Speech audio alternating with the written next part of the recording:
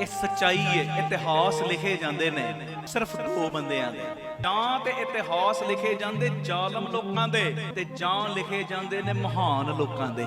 ਆਮ ਲੋਕਾਂ ਦਾ ਕੋਈ ਇਤਿਹਾਸ ਨਹੀਂ ਹੁੰਦਾ। ਉਹ ਆਪਣੇ ਆਪ ਨੂੰ ਉੱਪਰ ਚੱਕੋ, ਗੁਣ ਵਧਾਓ, ਤਾਂ ਜੋ ਆਉਣ ਵਾਲੇ ਸਮੇਂ ਵਿੱਚ ਲੋਕ ਤੁਹਾਡੀਆਂ ਮਿਸਾਲਾਂ ਦੇਣ। ਨਹੀਂ ਭਾਈ, ਜੇ ਜੀਵਨ ਬਣਾਉਣਾ ਤੇ ਉਹਦੇ ਵਰਗਾ ਬਣਾਉਣਾ। ਆਪਣੇ ਜੀਵਨ ਦੇ ਵਿੱਚ ਬੜਾ ਕੁਝ ਕਰਕੇ ਗਿਆ ਲੋਕਾਂ ਲਈ, ਬੜਾ ਜੋੜ ਕੇ ਗਿਆ, ਬੜੀ ਸੇਵਾ ਕਰਕੇ ਗਿਆ।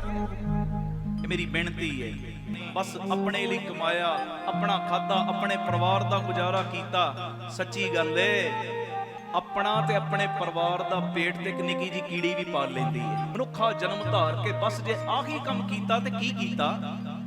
ਆਪਣੇ ਅੰਦਰ ਇਹੋ ਜਿਹੇ ਗੁਣ ਇਕੱਠੇ ਕਰੋ ਜਿਨ੍ਹਾਂ ਗੁਣਾਂ ਨੂੰ ਵੇਖ ਕੇ ਦੁਨੀਆ ਤੁਹਾਡੇ ਵੱਲ ਉਂਗਲੀਆਂ ਕਰ ਕਰਕੇ ਕਵੇ, ਵਾਹ ਇਹ ਹੈ ਗੁਰੂ ਦਾ ਸਿੱਖ। ਆਖੋ ਧੰਨ ਗੁਰੂ ਰਾਮਦਾਸ ਜੀ।